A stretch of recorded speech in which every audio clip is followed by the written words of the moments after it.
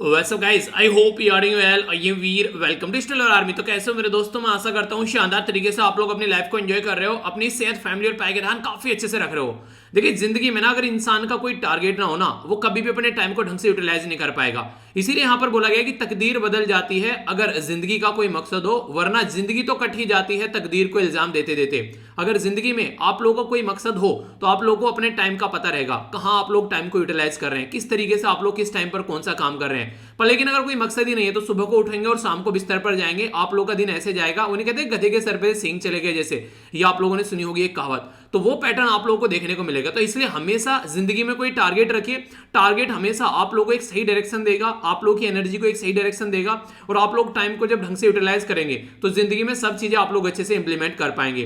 तो ये कुछ चीजें होती हैं जिंदगी में, और टारगेट हमेशा अपने सामने रखिए। जब भी कोई टारगेट हो उसको सामने रखिए हमेशा, तो चीजें आप लोग अच्छे से देख पाएंगे, समझ पाएंगे, अंडरस्टैंड कर पाएंगे कि किस तरीके से आप लोग की जिंदगी चल रही है। तो ये इस तरीके से है जिस तरीके से नहीं इंसान जो होता है जब कुछ डिसाइड कर लेता है तो वो अपनी एनर्जी को ढंग से यूटिलाइज करता है। और नॉर्मली आप लोगों ने फील भी किया होगा, आप लोगों ने अगर देखा होगा, जब कोई एग्जाम पास में होता है तो आप लोग की एफिशिएंसी बढ़ जाती है। जैसे ही एग्जाम खत्म होता है तो आप लोगों को लगने लगता है कि यार फिर से उसी जोन में आ गए, ठीक है, एक तरीके से पढ़ने का मन ही नहीं कर रहा है ज्यादा है। तो वो वाला पैटर्न है। तो अगर टारगेट सामने होगा, डेली आप लोग उसको एक बार रिकॉल करेंगे तो लंबे समय तक आप लोग चीजों को ध्यान में रखकर आगे भी बढ़ पाएंगे। ठीक है, ये रेगुलर 2 वीडियो आती है यार। अगर करंट अफेयर को अच्छे से आप लोग अपनी लाइफ का पार्ट बनाना चाहते हैं, इन दोनों वीडियो को फॉलो कीजिए। करंट अफेयर के साथ में बहुत सारा स्टैटिक पोर्शन भी आप लोगों का कवर करा दूंगा और कोई प्रॉब्लम आप लोगों को फेस नहीं करनी पड़ेगी।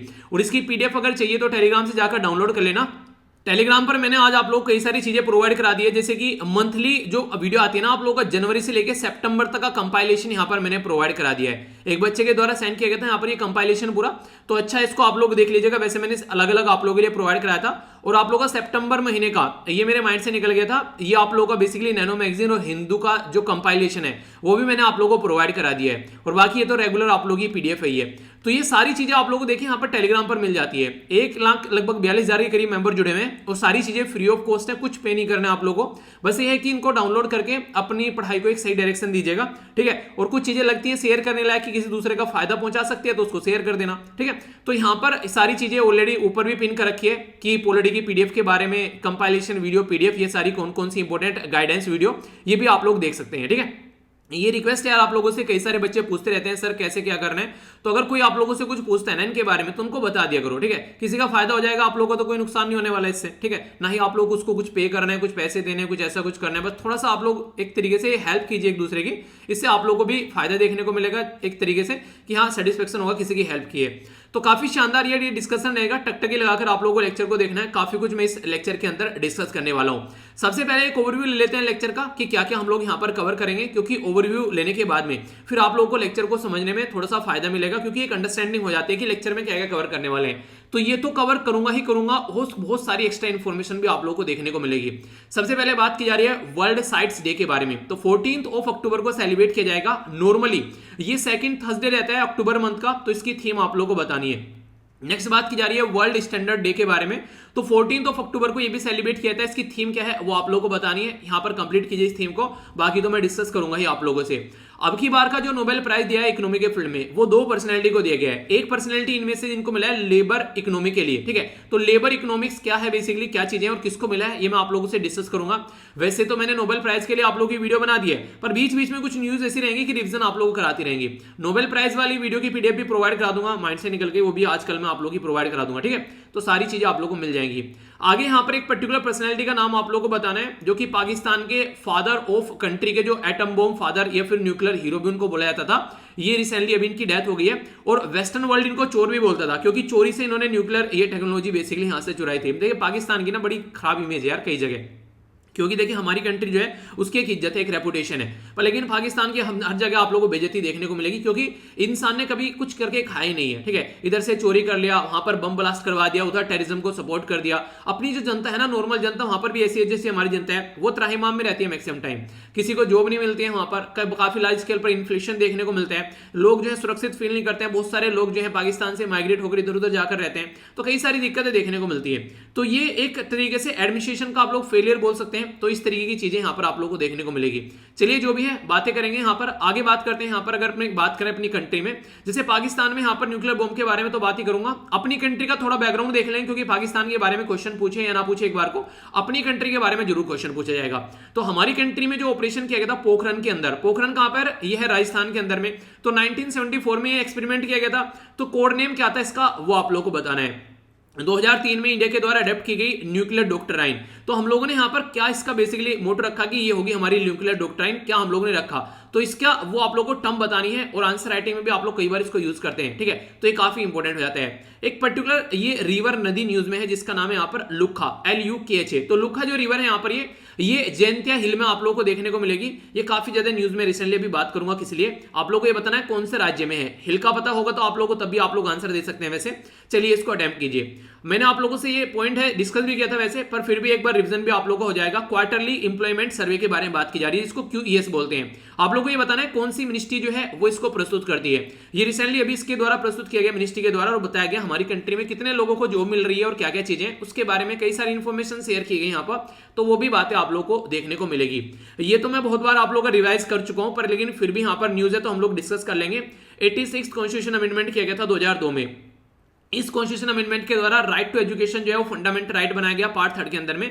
तो आप लोगों को यहाँ पर ये बताना है कि ये आर्टिकल जो है ये कौन से आर्टिकल में इसको ऐड किया गया और कौन सा एक्ट बनाया गया इसको इंप्लीमेंट करने के लिए। देखिए अमेंडमेंट तो हम लोगों ने ला दिया संविधान में, पर लेकिन उसको इंप्लीमेंट भी करना है ना ग्राउंड लेवल पर, तो उसके लिए क्या करना है। और एजुकेशन कहां पर आता है आप लोगों को ये भी बताना है, सेंट्रल लिस्ट के अंदर आता है, स्टेट लिस्ट के अंदर आता है, फिर कॉन्करेंट लिस्ट के अंदर आता है। तो ये क्वेश्चन का आंसर भी आप लोगों को देना है। तो काफी प्यारा, काफी इंटरेस्टिंग और काफी शानदार ये डिस्कशन रहेगा। काफी अच्छे से आप लोगों को चीजें फॉलो करनी है। वीडियो के एंड में आप लोगों का रिवीजन भी कराऊंगा, इसलिए वीडियो को एंड तक देखेगा। और एक रिक्वेस्ट है, वीडियो देखने के बाद में ये बताइएगा जरूर वीडियो कैसी लगी है, और उसकी PDF भी डाउनलोड कर लेना, ताकि मुझे पता चलता रहे कि हाँ आप लोगों को चीजें जो है सही डायरेक्शन में मिल रही है, ठीक है।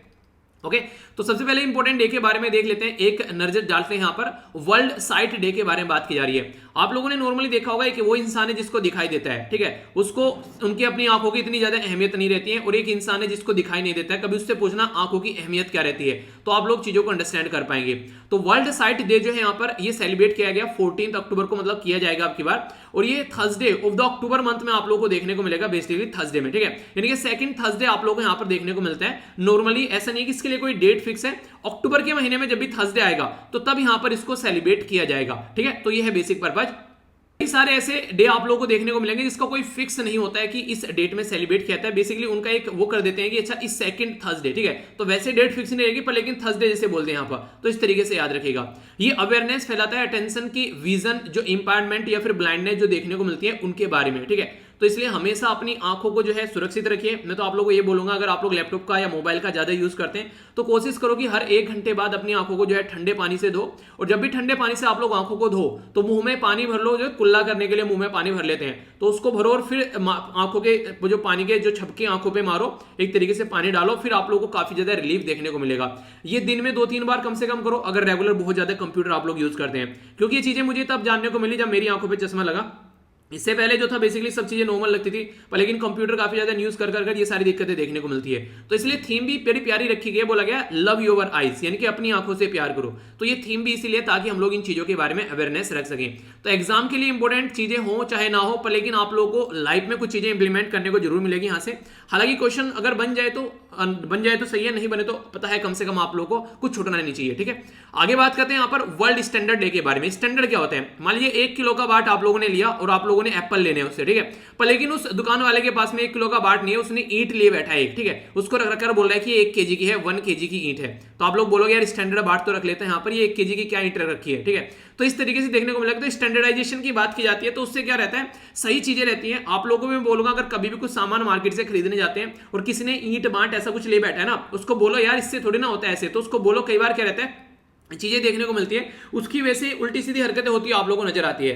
हालांकि गरीब तबका रहता है सोसाइटी का, कई बार बाट जो होते हैं उनके चोरी हो जाते हैं, पर लेकिन कई बार इंटेंशनली भी ये चीजें की जाती हैं, ठीक है। एक बार मैंने देखा था ये चीजें, मैं उस टाइम पर मैं कुछ खरीद रहा था मार्केट से सब्जी वगैरह, तो मैंने देखा कि उसने बाट जो है, जो सही बाट है वो सारे नीचे रख रखे थे एक पर्टिकुलर थैले के अंदर में, ठीक है। कोई आता था, अगर कोई बोलता था तो उसको तोल देता था, वरना छोटे छोटे वो नहीं बाट रख रखे थे, ईंट रख रखी थी उनको, वो छोटी छोटी है तोड़ फोड़ के टुकड़े से, तो उनसे तोलता था। तो कई सारे इंसानों की बेसिकली दिक्कत भी रहती है, ठीक है। तो इसलिए आप लोगों को उनको बोलो कि तभी लूंगा सामान अगर स्टैंडर्ड बाट से तोलो, ठीक है। तो उससे फायदे, भले ही 5-7 रुपए उसको एक्स्ट्रा वैसे दे दो अगर कोई गरीब है, पर लेकिन इतनी आदत खराब मत करो कि वो हर एक इंसान के साथ में उल्टी सीधी हरकतें करे। तो ये चीजें देखने को मिलेगी। तो आप लोग सोसाइटी में हर एक लेवल पर कहीं भी चेंज ला सकते हैं। ऐसी चीजें नहीं है कि आप लोग किसी पर्टिकुलर पोस्ट पर जाकर ही चीजों को चेंज करेंगे। एक अच्छा इंसान बनकर भी आप लोग चीजों को बहुत सारी को चेंज कर सकते हैं। 14 अक्टूबर को ये डे सेलिब्रेट किया जाता है यहाँ पर। तो अवेयरनेस फैलाई जाती है यहाँ पर कि जो भी रेगुलेटर है, इंडस्ट्री है, कंज्यूमर है, यानी कि जो भी कोई पर्टिकुलर पर्सन है, बेचने वाला, खरीदने वाला, ठीक है, बनाने वाला, इनको इंप्लीमेंट करने वाला, तो ये स्टैंडर्डाइजेशन के बारे में बात करनी चाहिए। और ये स्टैंडर्डाइजेशन ग्लोबल लेवल पर होना चाहिए। यानी कि 1 किलो का जो बाट है,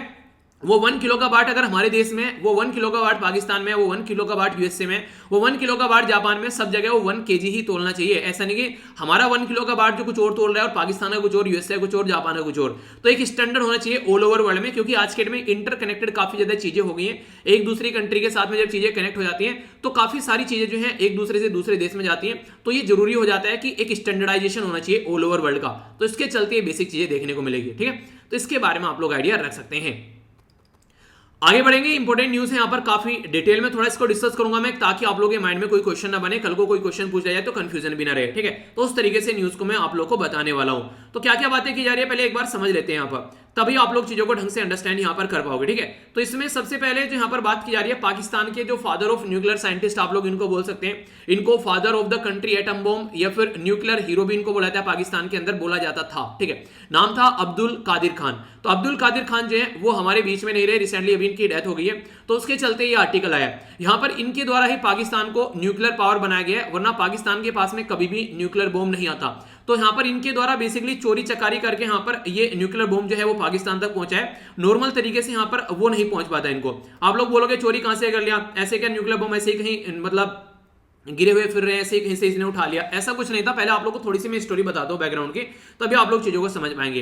ये पर्टिकुलर पर्सन जो था ये बेसिकली वर्क किया करता था यूरोप के अंदर में। यूरोप के अंदर जो हॉलैंड है वहां पर ये काम किया करता था, ठीक है। तो हॉलैंड में यहाँ पर ये बेसिकली न्यूक्लियर इनरिचमेंट फैसिलिटी थी वहां पर, जर्मन डच जो बेसिकली यहाँ पर उनके साथ में मिलकर ये काम किया करता था।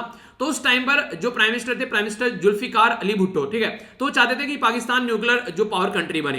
तो यहाँ पर एक ही रास्ता था, क्योंकि वहां पर काम करता था। तो इन भाई साहब ने क्या किया, वहां से बेसिकली जो ब्लूप्रिंट होते हैं, यानी कि कोई पर्टिकुलर ढांचा होता है, कोई पर्टिकुलर एक पूरा प्लान होता है कैसे कैसे काम करना है यूरेनियम इनरिचमेंट का, वो इसने वहां से चुराया। वो ब्लूप्रिंट ये वहां से चुरा कर लेकर आया और उस ब्लूप्रिंट को ये लेकर अपनी कंट्री में लेकर आया, और फिर यहां से इसके द्वारा ये बेसिकली अपनी कंट्री में हेड किया गया न्यूक्लियर का जो प्रोग्राम था, और इनके द्वारा न्यूक्लियर बॉम्ब बनाया गया। तो 1976 में पाकिस्तान जो है वो एक न्यूक्लियर पावर कंट्री यहां पर बना, ठीक है। तो न्यूक्लियर एटॉमिक एनर्जी कमीशन जो है तो एक तरीके से पाकिस्तान के द्वारा ज्वाइन किया गया 1976 में, ठीक है। तो तब यहां पर इसको आगे चलकर ये अपने जो है बॉम्ब बनाया गया इसके द्वारा यहां पर, इसीलिए पाकिस्तान जो है आज के दिन में एक न्यूक्लियर वेपन कंट्री है। नॉर्मली बात करें तो इन्होंने अपने द्वारा तो ये यूज क्या ही किया, इन्होंने कई सारी कंट्री को बेचा भी, पैसे भी कमाए, जैसे कि नॉर्थ कोरिया को जो सामान पहुंचा वो इसी इंसान से पहुंचा। आज के में ईरान, इवन लीबिया तक भी चीजें पहुंचाई गई। तो सारी चीजें यहीं से निकल कर आई। तो अगर कोई पूछे आज के डेट में कौन है न्यूक्लियर पावर कंट्री आप लोगों से, नॉर्मल तरीके से ईरान को तो यूएस से अभी बनाने नहीं दे रहा है न्यूक्लियर बॉम्ब, क्योंकि आप लोगों को पता है जो ईरान न्यूक्लियर डील के बारे में आप लोगों ने सुना होगा। तो सबसे ज्यादा न्यूक्लियर बॉम्ब आज के डेट में रशिया के पास में, दूसरे नंबर पर यूएसए, फिर चाइना, फिर फ्रांस, फिर यूके, हमसे ज्यादा पाकिस्तान के पास में न्यूक्लियर वेपन है, ठीक है। फिर इंडिया, फिर इजराइल, फिर नॉर्थ कोरिया। तो 5 जो टोटल मेंबर है, तो आप लोगों को परमानेंट 5 मेंबर देखने को मिलेंगे यूनाइटेड नेशन के, और बाकी के ये वाले जो मेंबर है, ये बाकी के मेंबर में जो एक दो है यहाँ पर, ये एक तरीके से दो में भी अगर बोले तो इंडिया है एक जो रेस्पॉन्सिबल मेंबर माना जाता है, ठीक है। बाकी के रेस्पॉन्सिबल नहीं माने जाते हैं। और हम लोग रेस्पॉन्सिबल क्यों माने जाते हैं, क्योंकि हम लोगों ने एक बड़ी ही बेहतरीन सी पॉलिसी रखी है अपनी, कि हम लोग कभी भी किसी भी कंट्री के ऊपर अटैक नहीं करेंगे, खासकर उस कंट्री के ऊपर जिसके पास में न्यूक्लियर बॉम्ब नहीं है। अगर कोई हमारे ऊपर अटैक करेगा तो ही हम लोग उसके ऊपर अटैक करेंगे। ये हमारी पॉलिसी हम लोग फॉलो करते हैं कि नो फर्स्ट यूज पॉलिसी है हमारी, ठीक है। अगर इनके बारे में थोड़ी सी बात करूं, फिर अपनी कंट्री के न्यूक्लियर वेपन प्रोग्राम के बारे में आप लोगों को थोड़ा बताऊंगा। यहां पर इनके बारे में पाकिस्तान के अंदर यहाँ पर जो फादर वगैरह वो सारी चीजें तो बोली गई इनको, इसी के साथ में यहाँ पर जो वेस्टर्न वर्ल्ड है उन्होंने इसको काफी ज्यादा क्रिटिसाइज भी किया। यानी कि जो वेस्टर्न वर्ल्ड है उन्होंने बोला कि ये चोर है, हमारे यहां से चोरी कर गया है और इसने इस तरीके की हरकतें की है, ठीक है। तो यहां पर ये देखने को मिलेगा। तो ड्यू टू इनके कंट्रीब्यूशन पे 1998 में पाकिस्तान के अंदर पहला न्यूक्लियर जो बेसिकली टेस्ट इनके द्वारा किया गया। ये 1976 में इनके द्वारा पाकिस्तान के द्वारा ज्वाइन किया गया एटॉमिक एनर्जी कमीशन, ठीक है, जो कि एक तरीके से याद रखिएगा, जो कि इसके बारे में, और आगे चलकर इनके द्वारा 1998 में अपना न्यूक्लियर एक्सपेरिमेंट किया गया। तो इसके चलते इनको पाकिस्तान का जो हाईएस्ट अवार्ड है, जैसे हमारी कंट्री में भारत रत्न है ना, पाकिस्तान का निशाने जो यहाँ पर इम्तियाज, पाकिस्तान का ये हाईएस्ट अवार्ड है, ये यहाँ पर इनको दिया गया। देते ही भैया भाई काम ही ऐसा करके गया लड़का, तो इस तरीके से यहाँ पे इसको मिल गया ये। पर लेकिन कंडीशन जो है ये, जैसे कि हमारा देश हो गया जो शांति प्रिय देश है, जो रहना अपना शांति पसंद करते हैं, उनके लिए नाक में नकेल कर दी इन्होंने, ठीक है, क्योंकि अगर शांति में अगर ये रहते, इनको बॉम्ब न मिलता, तो पाकिस्तान कम से कम सही डायरेक्शन में पढ़कर सही चीजों को लेकर आगे चल रहा था। अभी अगर बात करूं यहाँ पर 1974 में हमारे द्वारा भी एक्सपेरिमेंट किया गया था, पहला एक्सपेरिमेंट किया गया था पोखरण में, इसको हम लोगों ने बोला था स्माइलिंग बुद्धा, ठीक है। फिर नेक्स्ट एक्सपेरिमेंट हमारे द्वारा किया गया था 1998 में, याद रखिएगा ऑपरेशन शक्ति बोलते हैं, जो सेकंड पोखरण बोलते हैं, ये भी राजस्थान में ही देखने को मिला, जो यहाँ पर आप लोगों को, जिसके चलते हम लोग न्यूक्लियर पावर कंट्री बन गई। हमारे ऊपर भी कई सारे सैंक्शन अमेरिका के द्वारा लगाए गए थे कि हाँ इंडिया जो है ऐसा कुछ कर रहा है फलाना ढिमकाना, पर जब हम लोगों ने समझाया यार एक साइड में तो चाइना बैठा हुआ है, 1962 में हमारी उसके साथ में ऑलरेडी लड़ाई हो चुकी है, एक साइड में आप लोगों को पाकिस्तान देखने को मिलेगा जो दिन पे दिन डेली ऐसी हरकतें करता है कि बॉम्ब फेंक देगा, ठीक है, ऐसा लग रहा है खिलौना है कि फेंक देगा, ठीक है। तो इसलिए हमको जरूरी था कि हमारे पास में न्यूक्लियर वेपन होना चाहिए, अगर इन दोनों को बेसिकली सही ठिकाने से रखना है। वो नहीं कहते कि एक तरीके से डिटरेंस क्रिएट करने वाली बात हो गई कि तुम्हारे पास में बंदूक है, हाँ भाई मेरे पास में बंदूक है, क्यों, क्योंकि डिटरेंस क्रिएट करना है, सामने वाले के पास में बंदूक है, पता चला किस दिन आके ठोके चला गया, तो अपने घर में भी होना चाहिए ना वेपन इस तरीके से, सामने वाले के पास में, तो कम से कम ये तो रहेगा कि मारने से पहले कि वो भी मरेगा तो मारेगा, तो मारते मारते तुमको भी छोड़ेगा नहीं, एक दो को तो मार के जाएगा, तो वो वाली चीजें रहती है। तो डिटरेंस क्रिएट करने वाली जो पॉलिसी है ना, इसकी वजह से बहुत सारी कंट्री जो है हथियार खरीदती रहती है अपने पास में, कि कल को कोई हमारे ऊपर अटैक ना कर दे और ये हम लोग बेसिकली हाथ पर हाथ धरे बैठे रह जाएं, तो ऐसा नहीं होना चाहिए। हमारी कंट्री में एक रेस्पॉन्सिबल बिहेवियर दिखाते हुए हम लोगों ने नो फर्स्ट यूज वाली पॉलिसी अपनाई, यानी कि न्यूक्लियर डॉक्ट्राइन हमारी आई नो फर्स्ट यूज, यानी कि इंडिया जो है वो न्यूक्लियर वेपन जो है उसको बेसिकली तभी यूज करेगी अगर कोई हमारे खिलाफ यूज करेगा, और उसके खिलाफ हम लोग बिल्कुल यूज नहीं करेंगे जिसके पास में न्यूक्लियर वेपन नहीं है। ये हमने पॉलिसी फॉलो की। तो अगर आंसर राइटिंग में नो फर्स्ट यूज वाली टर्म आप लोग लिखेंगे तो ही हमारी पॉलिसी के बारे में आप लोग एक सही तरीके से एक्सप्लेन कर पाएंगे। ओके, इंडिया जो है उसके अंदर अगर देखें तो 156 न्यूक्लियर वॉरहेड आप लोगों को देखने को मिलेंगे हमारी कंट्री के अंदर, न्यूक्लियर वॉरहेड यानी कि हमारे पास में न्यूक्लियर वेपन है, जबकि पाकिस्तान पे माना जा रहा है कि आज के डेट में 165 के करीब है, यानी कि हमसे 10 ज्यादा के करीब आप लोगों को देखने को मिलेंगे। कई बार यहाँ पर ये भी बोलते हैं 160 है, मतलब हमसे ज्यादा है, चाहे 65 हो चाहे 60 हो, पर पाकिस्तान की कोई नो फर्स्ट यूज पॉलिसी नहीं है। पाकिस्तान ने ऐसी कोई बेसिकली अपना डिक्लेयर नहीं किया है, इसकी न्यूक्लियर पॉलिसी के बारे में लोगों को पता भी नहीं है, ठीक है। तो ये कंडीशन आप लोगों को देखने को मिलेगी। तो Pakistan is not a responsible person, जिसको बोला जाए ना कि हाँ एक तरीके से कि इंसान के हाथ में चीजें होनी चाहिए, रेस्पॉन्सिबल पर्सन है, तो वो वाली चीजें आप लोगों को देखने को मिलती है, ठीक है। बाकी कई सारी और ऑर्गेनाइजेशन इसके पीछे लगी रहती है कि हाँ कम से कम इन चीजों को रोकना चाहिए, न्यूक्लियर वेपन वगैरह ये सारी चीजें। इवन आप लोगों को पता होना चाहिए कि जो नैम कंट्री था जिसको नॉन अलाइंग मूवमेंट आप लोग बोलते हैं ना, उसने भी इसके ऊपर काम किया कि यहाँ पर बेसिकली न्यूक्लियर डिसआर्मामेंट होना चाहिए, जो वेपन के ऊपर फोकस नहीं करना चाहिए, टेक्नोलॉजी ट्रांसफर नहीं करनी चाहिए वेपन बनाने की दूसरी कंट्री को। पता चला सबके पास में बम हो गया, ठीक है। आज के दिन में जरा सी देर में गुस्सा हो जाता है। अभी देखो चाइना और ताइवान का इशू क्या चल रहा है, अगर कल को पता चला नॉर्थ कोरिया साउथ कोरिया का इशू क्या चल रहा है, इजराइल और पैलेस्तीन का इशू क्या चल रहा है, अफगानिस्तान और इसके आसपास में वाला एरिया में क्या कंडीशन बनी हुई है, ईरान के साथ में सारे लड़ते ही रहते हैं। कल को चलकर अगर सबके पास में न्यूक्लियर वेपन होंगे तो जरा सी देर में, जैसे नहीं दीपावली पे आप लोग रॉकेट छोड़ते हो, जरा सी देर में एक दूसरे के ऊपर पटाखे छोड़ते हुए लोग नजर आएंगे। तो ये कंडीशन है जिसके बारे में आप लोग थोड़ा याद रख सकते हैं, ठीक है। तो कई बार ऐसी सिचुएशन देखने को मिल जाती है, तो इसको हल्का सा याद रखिएगा। चीजें जो है उस तरीके से होनी चाहिए कि हाँ आप लोगों के कुछ लिखने के लिए आए, कोई इंटरव्यू पूछ ले तो आप लोग उसका आंसर दे सको, ये बेसिक पर्पज रहता है, ठीक है। आइए अब आगे चलता हूं नेक्स्ट न्यूज की ओर। ये न्यूज देखिए आप लोगों को मैं फिर से बोलूंगा कि जो नोबेल जो प्राइज के ऊपर मैंने वीडियो बनाई है वो आप लोग जरूर देखिएगा, ठीक है। वो सारे नोबेल प्राइज मैंने एक जगह इकट्ठे आप लोगों को प्रोवाइड करा दिए, तो उससे आप लोग लंबे समय तक चीजों को याद रख पाएंगे, और बाकी बीच बीच में जो भी न्यूज में आता रहेगा वो मैं कवर करता ही रहूंगा। तो ये आप लोगों को देखने को मिलेगा 2021 का जो नोबेल प्राइज दिया गया सबसे बाद में दिया जाता है। इसको इकोनॉमी का जो बेसिकली इसको हम लोग बोलते हैं इकोनॉमिक साइंस के अंदर अवार्ड किया जाता है। नॉर्मली इसको नॉर्मल नोबेल प्राइज नहीं बोला जाता है, क्योंकि ये अलग तरीके से जो नोबेल प्राइज जो एक तरीके से स्टार्ट किया गया था वो एक अलग पैटर्न था। उस वीडियो में मैंने डिटेल में डिस्कस किया, उसको देखिएगा आप लोग, ठीक है। तो उसमें सारी चीजें मैंने बताई कि किस किस कैटेगरी में क्यों को कहां से क्या क्या निकल गया, वो सारी चीजें मैंने कवर की है। अभी अगर बात करें यहां पर तो ये जो नोबेल प्राइज है ये कैनेडियन बोर्न जिनका नाम है यहाँ पर डेविड कार्ड, इनको मिला है आधा, और आधा मिला है यहाँ पर अमेरिकन के जिनका नाम है यहाँ पर जोशुआ दी एंग्रिस्ट, और इसी के साथ में डच अमेरिकन है जिनका नाम है यहाँ पर गाइडो डब्ल्यू एम्बेंस, ठीक है। तो इन दोनों को मिला है यहाँ पर बेसिकली मिलाकर, यानी कि 3 लोगों को मिला है, एक आधा इनको मिला है और आधा इनको मिला है, ठीक है। आधा आधा मतलब जितना नोबेल प्राइज का पैसा होगा 50% तो इनके पास में जाएगा और बाकी का जो 50% है वो इन दोनों में शेयर होगा 1/4 1/4, ऐसा आप लोग बोल सकते हैं। ठीक है, अभी यहां पर जो इनको मिला है डेविड कार्ड, इनको मिला है लेबर इकोनॉमिक्स के लिए। लेबर इकोनॉमिक्स का मतलब समझे आप लोग, अगर आप लोगों को समझाना चाहूं नॉर्मल भाषा में, अभी आप लोगों ने माइग्रेंट का इशू देखा ना, कई सारे लोग जो है इधर उधर जा रहे हैं। ठीक है, उनकी कई बार लोगों को देखा होगा कि मिनिमम वेज भी नहीं मिल पाती है, एजुकेशन पे भी कई बार लेबर के ऊपर काफी इंपैक्ट पड़ता है। तो उन सब इंपैक्ट को इसके द्वारा चेक किया गया है कि क्या क्या चीजें देखने को मिलती है, तो उसके चलते ये प्राइस अभी यहां पर निकल कर आया। इसी के साथ में मिनिमम वेज जो है यहाँ पर उसको बेसिकली ध्यान में रखा जाता है। ठीक है, इमिग्रेंट्स हो गया, एजुकेशन के क्या इंपैक्ट पड़ रहा है तो देखने को मिलेगा। तो आधा काम तो इनके द्वारा किया गया, और बाकी का जो आधा काम है वो इनके द्वारा किया गया कि मेथोडोलॉजी देखी गई इनके द्वारा कि क्या मेथोडोलॉजी है, क्या मेथड है कंट्रीब्यूशन का, कि एनालाइज किया जाए कैजुअल जो रिलेशनशिप है। तो कैजुअल रिलेशनशिप को इनके द्वारा एनालाइज किया गया, जो भी यहाँ पर किसी कंपनी के बीच में, वर्कर्स के बीच में या चीजों को लेकर उन्हें होता है। जैसे मैंने आप लोगों को एक उदाहरण देकर समझाया भी था कि कोई पर्टिकुलर पर्सन जो है वो अगर सिगरेट बीड़ी पीना स्टार्ट करता है, ठीक है, पता चला उसको चल के आगे माउथ कैंसर हो गया, तो माउथ कैंसर हो गया तो वो पर्टिकुलर पर्सन से रिलेटेड नहीं है, पर्सन की बात नहीं है वहां पर, वो बेसिकली ये रिलेशन ये है कि सिगरेट बीड़ी पीने से, तंबाकू खाने से माउथ कैंसर होता है। अब वहां पर पर्सन तो कोई भी हो सकता है, ए बी सी डी, ऐसा कोई नहीं है कि यही पर्सन को माउथ कैंसर होना है। तो इस तरीके से आप लोग अंडरस्टैंड कर सकते हैं। तो बेसिक थीम पता होना चाहिए क्या है, तो उसके चलते उनका रिलेशन क्या है कि हाँ ऐसा करोगे तो ऐसा हो जाएगा। ठीक है, एक्सरसाइज नहीं करोगे तो बॉडी खराब होने लगेगी। ठीक है, पानी अच्छा पियोगे तो बॉडी अच्छी रहेगी। ठीक है, डेली रेगुलर नहाओगे, अपनी बॉडी को थोड़ा केयर करोगे तो बॉडी अच्छी रहेगी। तो ये सारी चीजें एक तरीके से आप लोग इस तरीके से समझ सकते हैं कि इनका रिलेशन है, अगर ऐसा नहीं करोगे तो ऐसा हो जाएगा।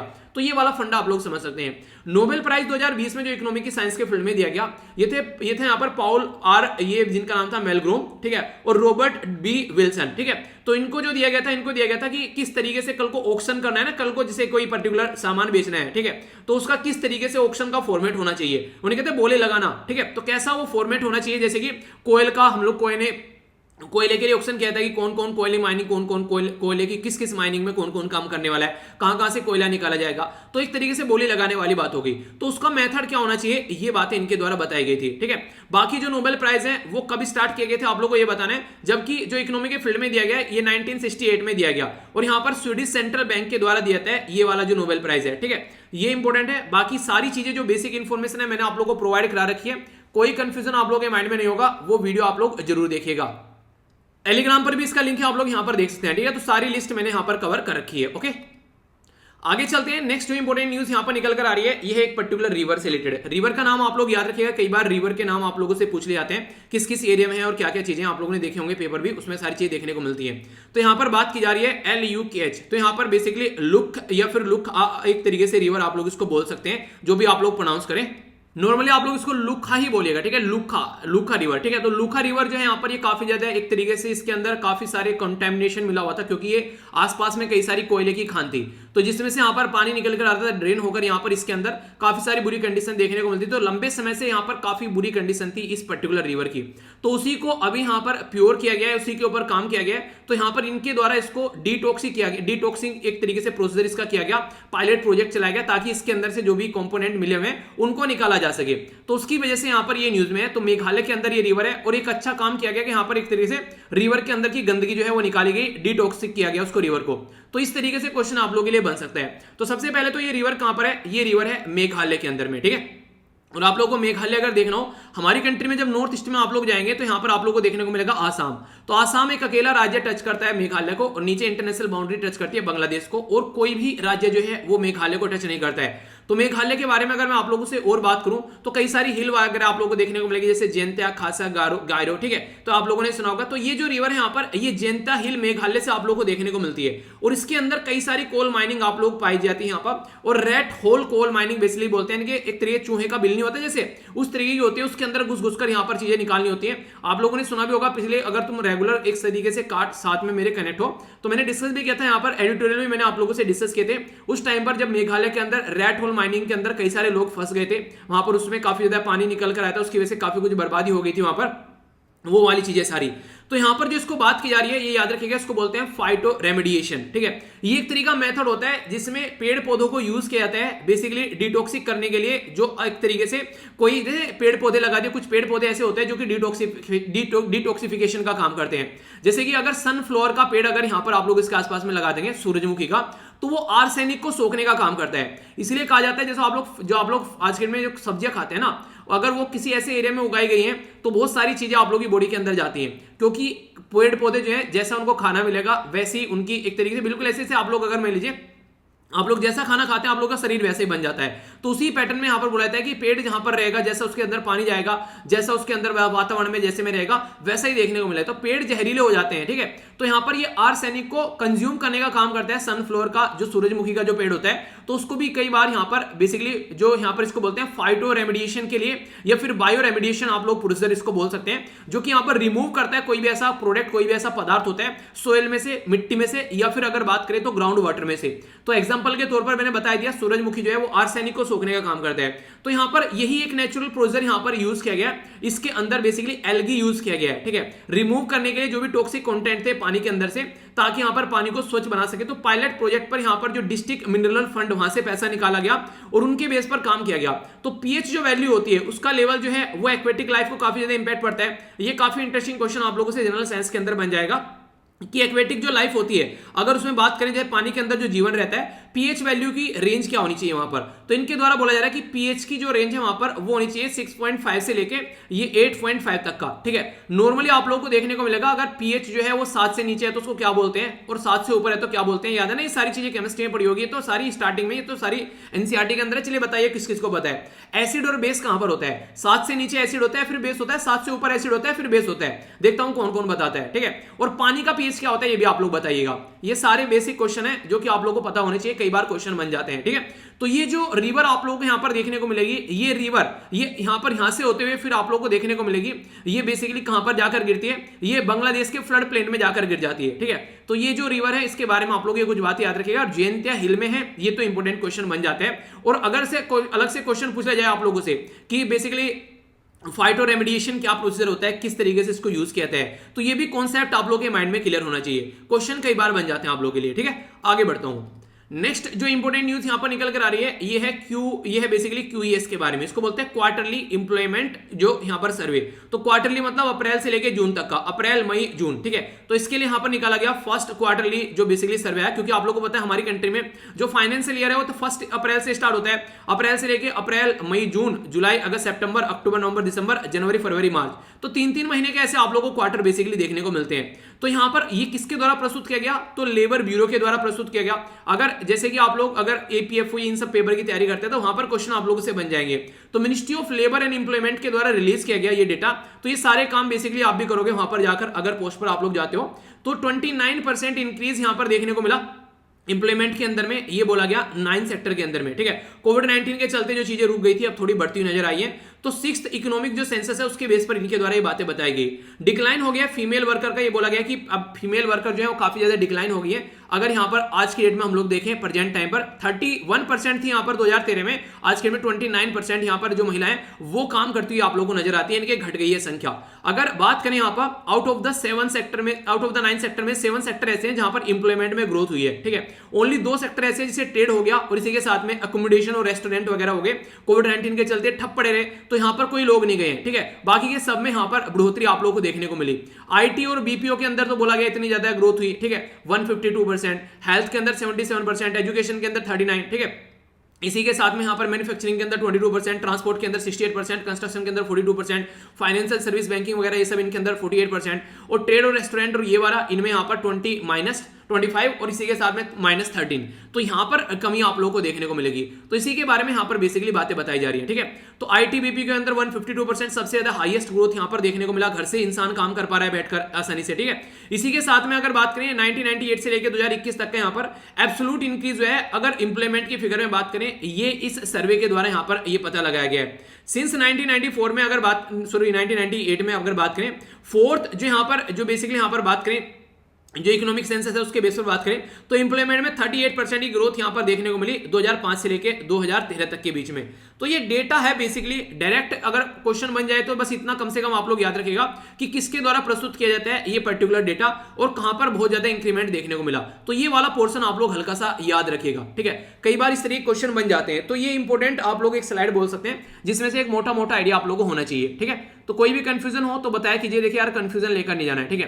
कंफ्यूजन लेकर जाए तो फिर क्या ही वीडियो देख ली। अगर इससे अच्छा तो पहले ही थे कि मतलब कम से कम कंफ्यूजन नहीं था। वीडियो देखने के बाद में भी अगर माइंड में कंफ्यूजन है तो फिर कोई मतलब नहीं रह जाता। इसलिए हमेशा कंफ्यूजन को यहीं पर ही छोड़ के जाना, हमेशा कभी भी चीजों को रटना नहीं है, समझना, क्योंकि रटी हुई चीजें कभी याद नहीं रहती हैं। चीजों को अंडरस्टैंड करोगे तो लंबे समय तक चीजों को याद रख पाओगे। तो अंडरस्टैंडिंग पर फोकस दिया करो, ना कि रटने के ऊपर फोकस देना है। ये मेरा हमेशा से आप लोगों के लिए एक तरीके से सजेशन रहता है, रटकर चीजें कभी याद नहीं रख पाओगे। ठीक है, आगे चलता हूं। अभी सुप्रीम कोर्ट के द्वारा बोला गया कि यार हमारे देश में काफी ज्यादा डिजिटल डिवाइड देखने को मिल रहा है, यानी कि जो अमीर पर्सन है सोसाइटी का, उसके पास में तो सारी चीजें हैं, वो इंटरनेट भी है, उसके पास में टैबलेट भी है, मोबाइल भी है, बिजली भी है, सारी चीजें हैं। पर जो गरीब तबका है सोसाइटी का, उसके पास में आप लोगों को कुछ भी देखने को नहीं मिलेगा। तो ये दिक्कत सामने निकल कर आती है। तो यहां पर बात की जा रही है कि सुप्रीम कोर्ट के द्वारा अभी वॉर्न किया गया है डिजिटल डिवाइड के मामले में, ठीक है, कि एक तरीके से फंडामेंटल राइट है एवरी पुअर चिल्ड्रन का कि उसको भी मेन स्ट्रीम एजुकेशन में इंक्लूड किया जाए। यानी कि एक अमीर तबका है सोसाइटी का, वो सारी चीजों को एंजॉय कर रहा है, ठीक है, पर लेकिन एक गरीब तबका है सोसाइटी का, उसको काफी चीजें नहीं मिल पा रही है। तो कितना ज्यादा सही है यहां पर ये समझना पड़ेगा। तो सबको सारी चीजें मिलनी चाहिए। तो सुप्रीम कोर्ट के द्वारा राइट टू एजुकेशन को बात करते हुए बोला कि जो एक तरीके से यहां पर जो चिल्ड्रन है, ठीक है, जो डिपेंडेंट है आज के डेट में, अफोर्ड नहीं कर सकते हैं गजट, उनके लिए भी कुछ ना कुछ करना चाहिए। ठीक है, उनके पास में क्लास कैसे चलेगी? तो ड्यूरिंग कोविड-19 के चलते जो स्कूल है वो सारे बंद रहे, तो सारी चीजें ऑनलाइन चलने लगी, तो लोगों को ये चीजें नहीं मिल पाई, खासकर जिनके घर में मान लीजिए खटके वाला मोबाइल था, ठीक है, एक गरीब तबका कोई सोसाइटी का है, तो उनके घर में मोबाइल है बस सुनने के लिए फोन वगैरह, उसका कैसे काम चलेगा, उसके बच्चे कैसे पढ़ेंगे? तो इसकी वजह से जो डिसएडवांटेज सेक्शन है सोसाइटी में, ऐसा जो गरीब तबका है, उनको काफी ज्यादा दिक्कतें देखने को मिली। तो यहाँ पर उनको काफी ज्यादा प्रॉब्लम हुई। एक तरीका, अगर कोई को वो एग्जाम में जाकर बैठेगा बच्चा, उस परिवार से निकलकर कंपटीशन कर पाएगा क्या किसी के साथ में? वो चीजें सीख पाएगा क्या जो सबको सीखने को मिल रही है? उसकी प्रोडक्टिविटी अपने आप इंक्रीज, उसकी प्रोडक्टिविटी अपने आप डिक्रीज हो जाएगी। यानी कि इंसान का जो एक तरीके से रहने खाने का स्टैंडर्ड है, वो यहाँ पर एक तरीके से जो उसको चीजें मिल पा रही है। आप लोगों ने देखा होगा अमीर कंट्री में नोबेल प्राइज मिलते हैं सबसे ज्यादा, अमीर कंट्री में ओलंपिक में मेडल मिलते हैं सबसे ज्यादा। ये हमारी जैसी कंट्री में क्यों नहीं मिलते हैं? क्योंकि हमारी कंट्री में खाने पीने रहने के लाले पड़े रहते हैं लोगों को, इसके अलावा क्या सोचेंगे? उन्हें कहते हैं पहले पेट पूजा बाद में काम दूजा। पहले पेट पूजा करोगे तभी तो भगवान के भजन होंगे। आप लोगों ने कहावत भी सुनी होगी। तो इस तरीके से आप लोग अंडरस्टैंड कर सकते हैं। तो पहले बेसिक एजुकेशन तो लोगों को दो, तभी तो नोबेल प्राइज आएंगे। पहले बेसिक हेल्थ सर्विस तो दो लोगों को, तभी तो यहाँ पर ओलंपिक में मेडल आएंगे। पर लेकिन वही नहीं मिल पा रही है, तो कैसे काम चलेगा? और ओरिजिनली बात करें, हमारे संविधान निर्माताओं को भी ये बातें पता थी, इसलिए पार्ट 4 में उनके द्वारा जो आर्टिकल 45 और आर्टिकल 39 का एफ देखने को मिलेगा, directive principle of state policy में इन चीजों को मेंशन किया गया है, ठीक है, कि फंड करना है बेसिकली स्टेट को, ये यहां पर फैसिलिटी प्रोवाइड करानी है कि एक्सेस होनी चाहिए एजुकेशन यहां पर बच्चों को। तो 86 कॉन्स्टिट्यूशन अमेंडमेंट भी लाया गया था हमारे संविधान में 2002 में चेंज करके, राइट टू एजुकेशन को फंडामेंटल राइट बनाया गया। फंडामेंटल राइट मतलब पार्ट 3 में संविधान के अंदर इसको रखा गया ताकि बच्चों को एजुकेशन मिल सके। तो ये 2009 में फिर एक्ट भी बनाया गया राइट टू एजुकेशन की, बच्चों को प्रोवाइड कराओ। तो ये सारे प्रोसीजर इसीलिए किए गए ताकि बच्चों को सही तरीके सही चीजें सही टाइम पर पहुंच सके। पर लेकिन फिर भी रियलिटी में ऐसा कुछ हो नहीं पाता है। चाइल्ड लेबर काफी लार्ज स्केल पर देखने को मिलने लगती है जब बच्चा पढ़ता नहीं है। तो आर्टिकल 24 संविधान के अंदर चाइल्ड लेबर को रोकने का काम करता है कि भाई साहब इसको रोको, चाइल्ड लेबर नहीं होनी चाहिए। बच्चा अगर स्टार्टिंग में ही चाइल्ड लेबर में लग जाएगा तो आगे कैसे बढ़ेगा वो बच्चा? तो 6 से लेकर 14 साल के बच्चों के लिए कम से कम ये बेसिकली फोकस कहता है कि उनको कम से कम ये चीजें प्रोवाइड कराई जाए। तो ये फंडा आप लोगों को देखने को मिलेगा। तो मुझे नहीं लगता कि अब आप लोगों के माइंड में इसको लेकर कोई कंफ्यूजन होना चाहिए। सारी चीजें मैंने आप लोगों को यहां पर डिटेल में बता दी, ठीक है। आगे चलते हैं। जो नेक्स्ट इंपॉर्टेंट न्यूज निकल कर आ रही है यहां पर, ये एक इंटरनेशनल न्यूज है और इसको अगर समझेंगे तो इसके बारे में आंसर राइटिंग में आप लोगों को ये सारी चीजें काफी ज्यादा फायदा करती हैं। Global multi dimensional poverty index के बारे में बात की जा रही है। इसको नॉर्मली आप लोग यहां पर बेसिकली देखने को मिलता है कि किसके द्वारा प्रस्तुत किया जाए, अगर पूछ ले कोई आप लोगों से। तो ये जो इंडेक्स है यहां पर, ये United Nation Development Programme UNDP और इसी के साथ में ऑक्सफोर्ड पॉवर्टी और हंगर डेवलपमेंट इनिशिएटिव, जिसको OPHI बोलते हैं, इनके द्वारा मिलकर ये इंडेक्स जो है ये प्रिपेयर किया जाता है। अभी अगर मोटे मोटे तौर पर बात करूं तो 109 कंट्री ऐसी हैं जिनमें से 59 बिलियन लोग आप लोगों को देखने को मिलेंगे जो बेसिकली यहां पर एक तरीके से किसी न किसी लेवल पर गरीबी का शिकार आप लोगों को नजर आएंगे। गरीबी जो है, अगर मैं आप लोगों से मोटे मोटे तौर पर बात करूं तो सस्टेनेबल डेवलपमेंट गोल जो है, सबसे पहला गोल यहां पर बोलता है गरीबी के बारे में। यानी कि वो बोलता है कि इंसान गरीब है तो उसकी जिंदगी जो है वो दरबदतर होने वाली है। तो गरीबी को सबसे पहले मिटाओ तो उसकी भुखमरी मिटेगी, उसको अच्छी हेल्थ मिलेगी, उसको अच्छी एजुकेशन मिलेगी। तो गरीबी एक बहुत सारी चीजों पर इंपैक्ट डालता है, इसलिए गरीबी को सबसे पहले मिटाने की बात की जाती है सस्टेनेबल डेवलपमेंट गोल के अंदर भी। तो 109 कंट्री में से 5.9 बिलियन जो लोग हैं वो आज के दिन में इस प्रॉब्लम का शिकार है। 1.3 बिलियन लोग जो है मल्टी डायमेंशनल पॉवर्टी आप लोगों को देखने को मिलेगी। मल्टी डायमेंशनल का मतलब क्या होता है कि उनको खाने पीने की भी दिक्कतें रहती हैं, ऐसी ऐसी दिक्कतें आप लोगों को देखने को मिलेगी, ये काफी लार्ज स्केल पर। तो 64 मिलियन के करीब आज के डेट में अगर बात की जाए जो चिल्ड्रन है अंडर द एज 18, तो यहां पर इस प्रॉब्लम का शिकार है। और सब सारा अफ्रीकन में जब आप लोग जाएंगे, अपनी प्यारी कंट्री यहां से अफ्रीका के अंदर जब आप लोग जाएंगे, तो बेसिकली जो अफ्रीका में वाला पोर्सन है ना, यहाँ पर इसके नीचे वाला जो पोर्सन है, खासकर यहाँ पर जो मरुस्थल है, यहाँ पर सहारा जो डेजर्ट जिसको आप लोग बोलते हैं, वहां पर भुखमरी की दरबदतर हालत आप लोगों को देखने को मिलेगी। इसी के साथ में साउथ एशिया में आप लोगों को लगभग यहाँ पर दूसरे नंबर पर सबसे ज्यादा लोग परेशान मिलेंगे। हैं। मिडिल इनकम कंट्री 67% यहां पर किसी न किसी बेसिकली गरीबी से जूझ रही है। अब मल्टी डायमेंशनल वर्ड यूज किया गया है, यानी कि गरीबी अलग अलग दिशा में होगी क्या? जी हाँ बिल्कुल। कोई एक ऐसा पर्सन है जिसकी हेल्थ अच्छी नहीं है वो गरीब हो गया, जिसका एजुकेशन नहीं मिल रही है प्रॉपर वे में वो गरीब हो गया, रहने का स्टैंडर्ड नहीं है वो गरीब हो गया। हेल्थ के मामले में बात करें तो यहां पर न्यूट्रिशन के बारे में बात करते हैं, चाइल्ड मोर्टेलिटी के बारे में बात करते हैं कि बच्चे की डेथ होगी, ठीक है, स्टार्टिंग में यहाँ पर ये छोटा सा बच्चा पैदा हुआ वो सर्वाइव नहीं कर पाया। एजुकेशन स्कूलिंग कितनी मिल पा रही है, स्कूल में अटेंडेंस क्या हो पा रही है, बच्चा स्कूल में जा रहा है रेगुलर या नहीं, ठीक है, और बाकी का जो खाना मिल रहा है एक तरीके सैनिटेशन साफ सफाई ड्रिंकिंग वाटर ये घर वगैरह एसिड्स प्रॉपर्टी, तो टोटल मिलाकर 10 डायमेंशन है। वैसे तो 3 है यहाँ पर, इन 3 को 10 इंडिकेटर में डिवाइड किया गया है, 3 डायमेंशन 10 इंडिकेटर, ठीक है। तो इसके बेस पर बताते हैं मल्टी डायमेंशनल पॉवर्टी यानी कि गरीबी क्या है, तो उसको समझाने की कोशिश यहां पर की जाती है। अगर इसको थोड़ा सा और डिटेल में मैं आप लोगों से बात करूं तो अभी रिसेंटली यहां पर ये था बेसिकली कुछ टाइम पहले तक जब तक कोविड-19 नहीं आया, तो यहां पर फास्टेस्ट एब्सोल्यूट रिडक्शन देखने को मिला था पुअर रीजन में, यानी कि ऑल ओवर वर्ल्ड में काफी सारी कंट्री ऐसी हैं जो गरीबी से बाहर निकल रही थी, ठीक है। जैसे कि यहां पर बात करें तो नॉर्थ सेंट्रल जो लाइबेरिया हो गया इसमें काफी ज्यादा रिडक्शन देखने को मिला, यहां पर नेपाल के अंदर रिडक्शन देखने को मिला। तो इसी तरीके से इनके द्वारा अपनी कंट्री के अंदर में यहां पर गरीबी को मिटाया गया। इवन हमारे देश के अंदर भी काफी ज्यादा गरीबी को मिटाया गया। अगर बात करें 2/3 जो मल्टी डायमेंशनल पुअर आप लोगों को लोग देखने को मिलेंगे, लगभग 836 मिलियन के करीब ये आप लोगों को देखने को मिलेंगे, जहां पर जो एक तरीके से वुमेन के साथ में काफी ज्यादा दिक्कत देखने को मिलती है, उनको एजुकेशन भी प्रोवाइड नहीं कराई जाती है, एटलीस्ट 6 साल भी उनको एजुकेशन नहीं मिल पाती है। यानी कि जिस घर में महिला एजुकेटेड नहीं है वहां पर गरीबी आप लोगों को मैक्सिमम देखने को मिलेगी, जिस घर में महिला पढ़ी लिखी है वहां पर कहीं ना कहीं काफी चीजें आप लोगों को देखने को मिलेगी, और जहां पर महिला पढ़ी लिखी नहीं है, लड़की पढ़ी लिखी नहीं है, वहां पर आप लोगों को देखने को मिलेगा कि जो पार्टनर है उसके साथ में जो वायलेंस होकर काफी ज्यादा देखने को मिलता है, खासकर जो इंटीमेट पार्टनर वायलेंस देखने को मिलेगा, यानी कि सेक्सुअल एक तरीके से असोल्ट भी यहां पर देखने को मिलते हैं, जबरदस्ती वाली चीजें निकल कर आती हैं उन्हीं के साथ में।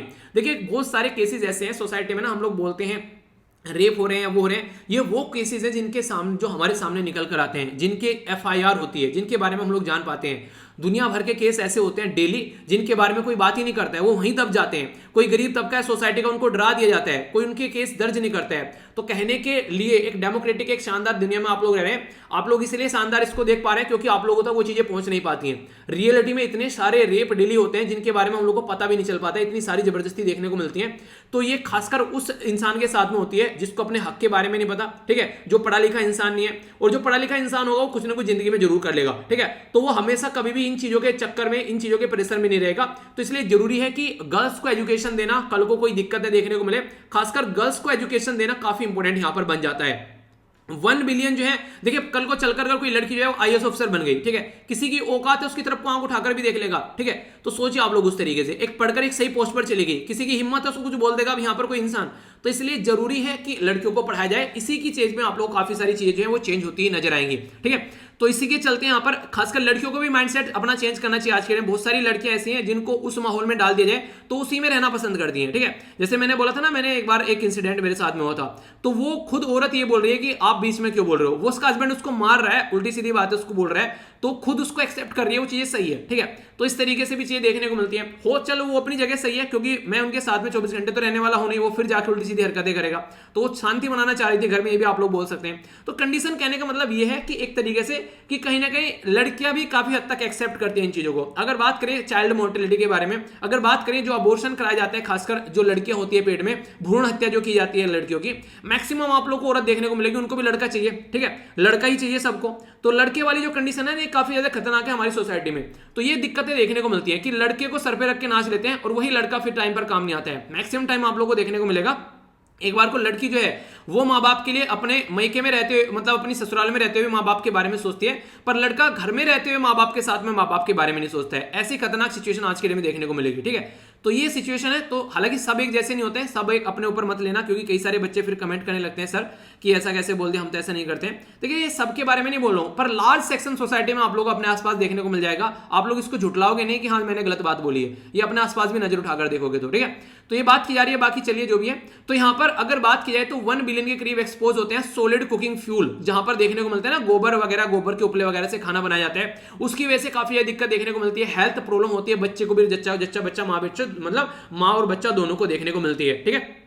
इसी के साथ में बात करें तो डेवलपमेंट का जो प्रोसीजर है अराउंड द वर्ल्ड आप लोगों को देखने को मिलेगा आज की डेट में भी सही तरीके से फॉलो करके नहीं चला पा रहे हैं। इसकी वजह से कोविड-19 ने और रही सही कसर यहां पर पूरी कर दी। अभी मल्टी डायमेंशनल पॉवर्टी मैंने बताया किस किस के द्वारा प्रस्तुत की जाती है, तो 2010 में इनके द्वारा स्टार्ट किया गया था कि गरीबी का मतलब ये नहीं है बस पैसे नहीं है तो तुम गरीब हो, अगर एजुकेशन भी नहीं है तो भी आप लोग गरीब हैं, ठीक है। तो यहां 10 इंडिकेटर इन्होंने बता दिया गरीबी के, तो ये 10 हैं, अगर आप लोग यहां पर हैं तो आप लोग गरीबी देखने को मिलेगी। तो इनके द्वारा ये सारी चीजें चेक की गई हैं। अब एक इंपॉर्टेंट पॉइंट आप लोगों को इंडिया के बारे में बताता हूं।